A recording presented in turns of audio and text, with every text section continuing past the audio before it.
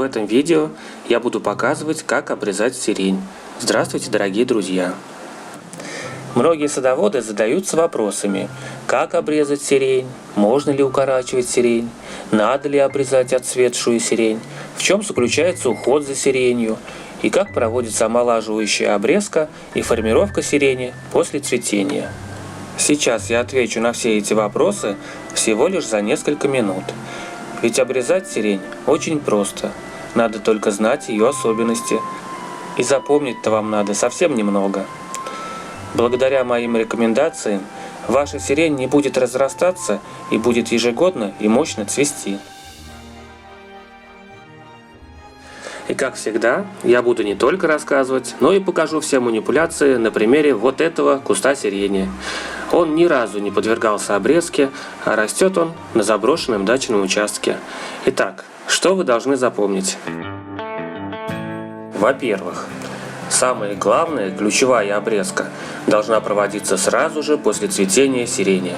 Сразу же, как только цветы метелки начинают увядать. Это надо делать ежегодно и обязательно. Как это делается? Обрезаем только саму метелку у ее основания, чуть выше 2 новых побегов, которые выходят из стебля, оканчивающимся старым цветком. Но иногда бывает, что у основания метелки всего 1 побег. После цветения увядшая кисть образует множество семян, которые имеют форму двухстворчатой коробочки. Семена в процессе созревания забирают очень много сил у кустарника. Будет лучше, если эти силы сирень оставит на закладку новых цветковых почек. Если вы вовремя срежете отцветшие метелки, то цветочные почки будут более крупными, а значит и цветы метелки на следующий год тоже будут крупнее, а само цветение ярче. Дополнительный плюс от удаления метелок заключается в том, что таким образом вы решите вопрос разрастания сирени. Очень многие садоводы безуспешно борются с разрастанием сирени. Взяв за правило обрезать метелки сразу же после цветения, разрастание сирени будет полностью под вашим контролем. Значит, правило первое. Обрезайте цветы метелки сразу же после цветения.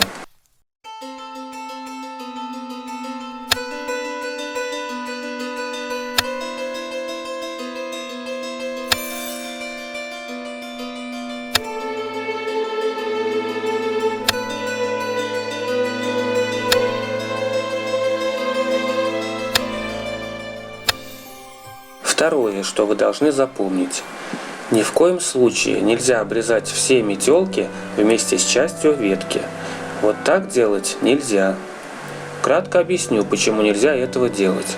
Сирень цветет только на концах побегов, появившихся в прошлом году. И только в пазухах верхних, наиболее крупных листьев и формируются цветковые почки. Их может быть от 1 до 4 пар, в зависимости от сорта сирени. Поэтому, если вы срезаете все цветы метелки вместе с веточкой, то вы срезаете и цветочные почки. А это значит, что цветения сирени в следующем году практически не будет. Но некоторые увядшие цветы все-таки срезаются вместе с веткой. Это можно делать только с целью прореживания и омолаживающей обрезки. Эти манипуляции делаются также сразу после цветения или же ранней весной, кому как удобно. И сейчас на примере этой отцветшей сирени, которая не получала должной обрезки, я покажу основные принципы прореживания и омолаживающей обрезки. Итак, первый этап – прореживание. Сначала этот куст сирени следует проредить. Хорошо видно, что он загущен и имеет очень мало цветов. Куст состоит из множества стволов, которые конкурируют между собой за свет и воду. Поэтому они такие тонкие. Здоровый куст нештамбовой, то есть кустовой сирени, должен иметь не более 3 или 4 больших стволов. Но чтобы сирень в следующем году не потеряла свою декоративность, я оставляю пока чуть больше стволов. В следующем году я доведу их число до нужного количества. Все пустоты будут видны только первое время после обрезки. Порослевые побеги и лишние или больные стебли следует отрезать на уровне или чуть ниже уровня почвы.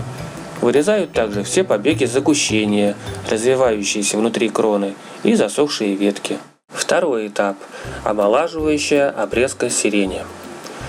Оставшиеся после прореживания стволы, которым уже 5-6 лет и более, будут давать уже только мелкие цветы. А сами цветы будут находиться высоко от земли, и до них уже трудно дотянуться, чтобы срезать или насладиться их ароматом. Но если вы периодически будете проводить формировку сирени, то она будет вас радовать превосходными цветами многие десятилетия.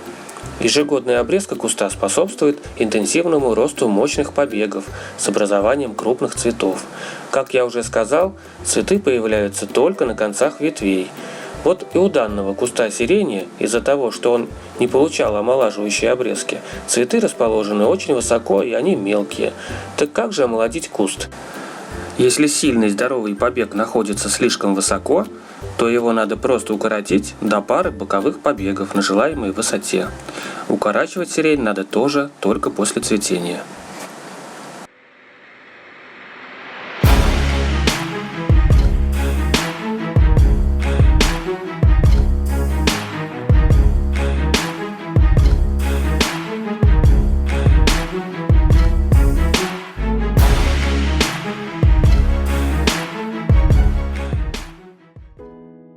Итак, подытоживая сказанное, запоминаем всего 2 правила. Первое правило. Сразу же после цветения срезаем все отцветшие цветы метелки. И второе правило. Делаем омолаживающую обрезку с прореживанием. Все это можно сделать за 1 раз, сразу же после цветения. Подписывайтесь на канал и жмите кнопку «Нравится».